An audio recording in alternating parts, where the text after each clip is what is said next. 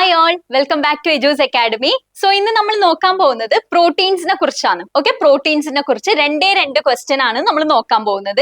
So അതിന് മുന്നില് proteins എന്താണെന്ന് അറിഞ്ഞിരിക്കണം. സോ നമുക്ക് ഒക്കെ അറിയാം എന്താണ് പ്രോട്ടീൻസ് പറയുന്നത്. പോളിമേഴ്സ് ഓഫ് അമിനോ ആസിഡ്സ് ആണല്ലേ.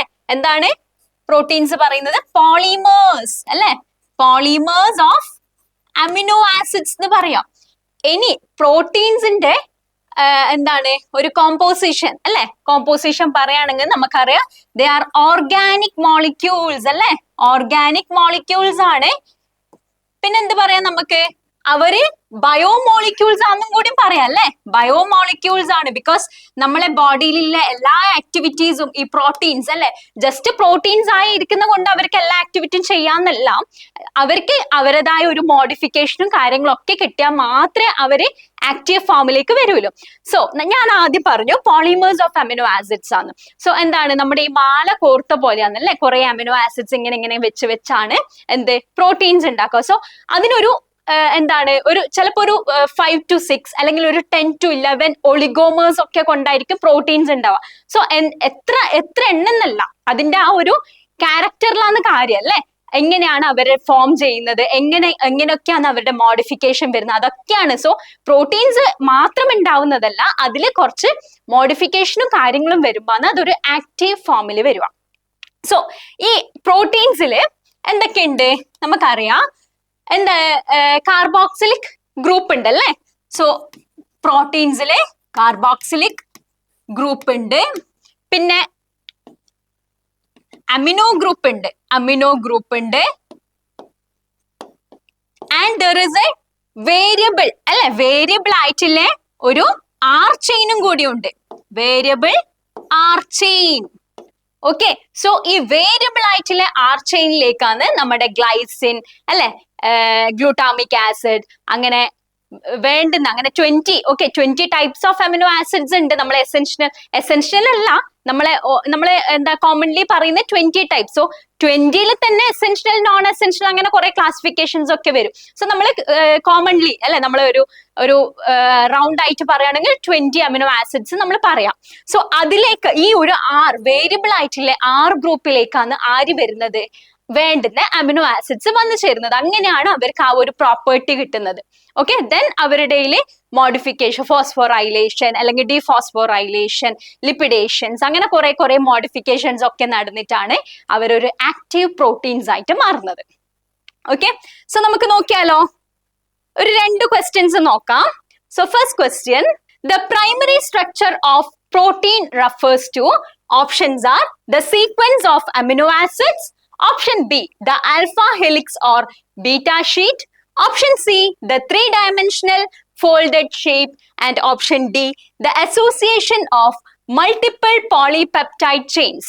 സോ ഏതായിരിക്കും ആൻസർ? ദ പ്രൈമറി സ്ട്രക്ചർ അല്ലെ, പ്രൈമറി നമ്മള് കുറെ സ്ട്രക്ചേഴ്സ് ഉണ്ട് അമിനോ ആസിഡ്സിന്, പ്രൈമറി, സെക്കൻഡറി, ടെർഷ്യറി, ഓക്കെ, അങ്ങനെ കുറെ സ്ട്രക്ചേഴ്സ് ഉണ്ട്. ആ സ്ട്രക്ചേഴ്സ് ഒക്കെ വരുമ്പോഴാണ് അവർ ആക്റ്റീവ് ഫോമിൽ, ആ സ്ട്രക്ചേഴ്സിൽ പിന്നെയും മോഡിഫിക്കേഷൻ വരുമ്പോഴാണ് അവർ ആക്റ്റീവ് ഫോമിൽ അല്ലെ. ഞാൻ നേരത്തെ പറഞ്ഞു വെറുതെ പ്രോട്ടീൻസ് ആയി ഇരുന്നാൽ പോരാ അല്ലെ, അതിൽ കുറെ ടൈപ്സ് ഓഫ് മോഡിഫിക്കേഷൻസ് വരണം.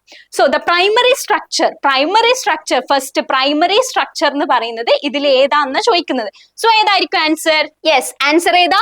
The sequence of amino acids അല്ലെ. നമ്മൾ എന്താ പറഞ്ഞത്, ഫസ്റ്റ് ക്ലാസ് തുടങ്ങുമ്പോൾ എന്താ പറഞ്ഞത്, മാല കോർത്ത പോലെ അല്ലെ അമിനോ ആസിഡ്സ് അങ്ങനെ അറേഞ്ച് ചെയ്തിട്ടുള്ളത്, ഇങ്ങനെ അടുപ്പിച്ച് മാല കോർത്ത പോലെ അല്ലെ, long chains of amino acids എന്ന് പറയാം.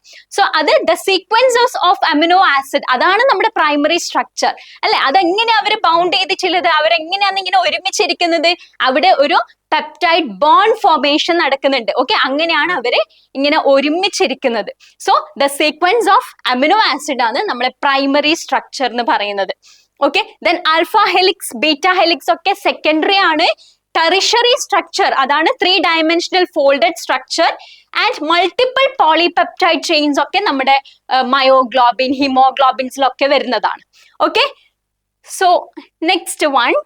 സോ ഇതിൽ നിങ്ങൾക്ക് പിക്ചർ കാണാം അല്ലേ, the amino acids, the cysteine, serine, phenylalanine, leucine, അങ്ങനെ കുറെ ഫോംസ് കണ്ട, ഇതൊക്കെ ഒരു അമിനോ ആസിഡാ. So there is a C terminus ഉണ്ട് അല്ലെ, അമിനോ ആസിഡ്സ് കാണാം, N ടെർമിനസ് ഉണ്ട്, ഏറ്റവും അറ്റത്തെ C carboxylic terminus and amino. Okay, N terminus ഉണ്ട്. സോ ഇതിങ്ങനെ മുത്തുമാല കോർത്ത പോലെ ഇല്ലേ? സോ ഇതിനാണ് എന്ത് പറയാ? പ്രൈമറി സ്ട്രക്ചർ എന്ന് പറയുന്നത്. അതിന്റെ ഇടയിൽ വരുന്ന bond peptide bond. So the correct answer is A. The primary structure is the linear sequence of amino acid in a polypeptide chain. ബാക്കിയൊന്നും correct അല്ല അല്ലെ? This is the secondary structure and tertiary. പിന്നെ മറ്റത് quaternary structure ആണ്. See. Next question. Which of the following bonds stabilizes the secondary structure of proteins? So secondary structure of proteins le ഏത് bond ആണ് stabilize ചെയ്യുന്നത്? Okay, നമ്മൾ പറഞ്ഞു അല്ലേ ഏതാണ്? പ്രൈമറി സ്ട്രക്ചറിലെ പെപ്റ്റൈഡ് ബോണ്ട് ആണെന്ന് പറഞ്ഞു അല്ലേ? Peptide bond that is between the carboxylic group and amino group. Okay, അതിലില്ലേ H2O ഒരു വാട്ടർ എലിമിനേറ്റ് ചെയ്തിട്ടാണ് പെപ്റ്റൈഡ് ബോണ്ട് ഫോം ചെയ്യുന്നത്. Okay, so options are option A peptide bond, option B disulfide bond, option C hydrogen bond and option D ionic bond. So peptide bond നമ്മൾ ഇപ്പം പറഞ്ഞു ഏതിൽ കാണുന്നതാണ്? Primary സ്ട്രക്ചറിൽ കാണുന്നതാണ് അല്ലേ പെപ്റ്റൈഡ് ബോണ്ട്. ഇനി ഡൈസൾഫൈഡ് ബോണ്ടോ? ഡൈസൾഫൈഡ് ബോണ്ട് ഏതിലായിരിക്കും? ടെറിഷറി സ്ട്രക്ചർ അല്ലെ?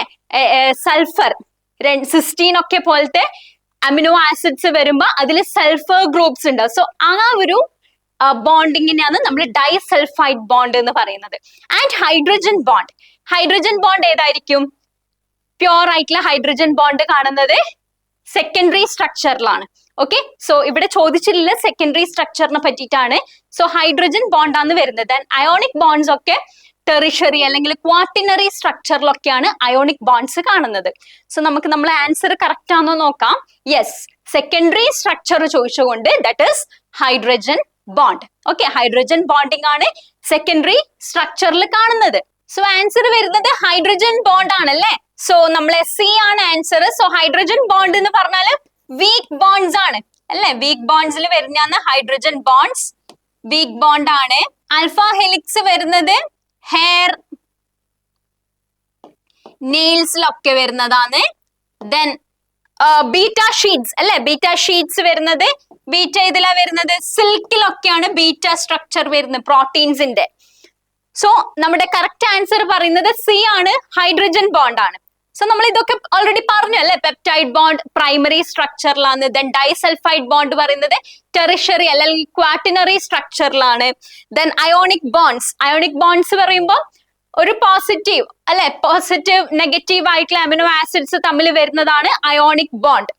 ഓക്കെ, സോ അത് സെക്കൻഡറിയിലോ അല്ലെങ്കിൽ പ്രൈമറിയിലോ ഒന്നും കാണുന്നില്ല, ടെറിഷറി സ്ട്രക്ചറിലൊക്കെയാണ് കാണുന്നത്. ഓക്കെ, സോ ഈ ഒരു സെഷൻ ക്ലിയർ ആയി എന്ന് വിചാരിക്കുന്നു.